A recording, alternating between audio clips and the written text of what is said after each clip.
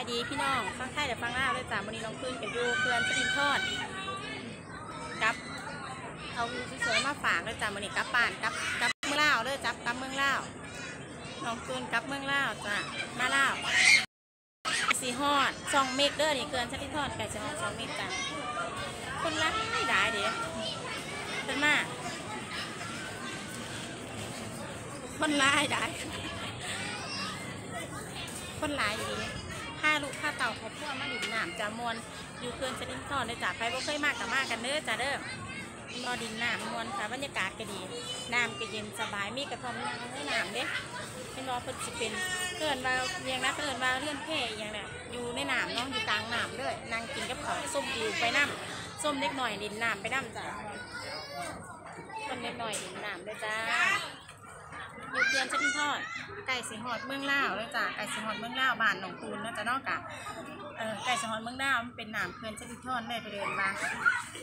คนหลายคนไทยมาเที่ยวกันหลายแต่ก็คนลาวกันหลายมาดินด้วยค่ะมาดินมาเที่ยวสมตำครอบครัวถ้าคนหนามเลยมา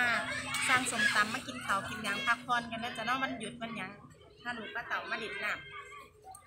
ย่างสนุกสนานมาเด้อจ้ะ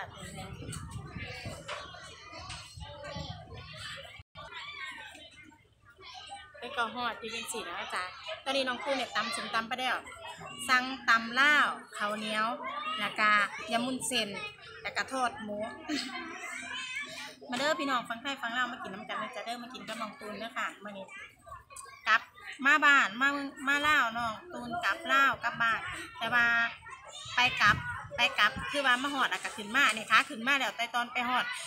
ดบ้านบริอาร์ตจ่าเบิดได้จ้ะแต่นี่ก็ขึ้นมาเดี๋ยวเด้อพี่น้องเด้อมาขึ้นมาหอดดูเกินจะเป็นก้อนให้แล้วดูกระได้น้ำกระได้ก้นกระได้บ่ก้นกระได้ไม่ได้เลยผมจะยืดใส่ก็ยืดใส่มาดินนอนด่านมีตรงฟังย้อนแจงนิดนึงนะคะเด้อ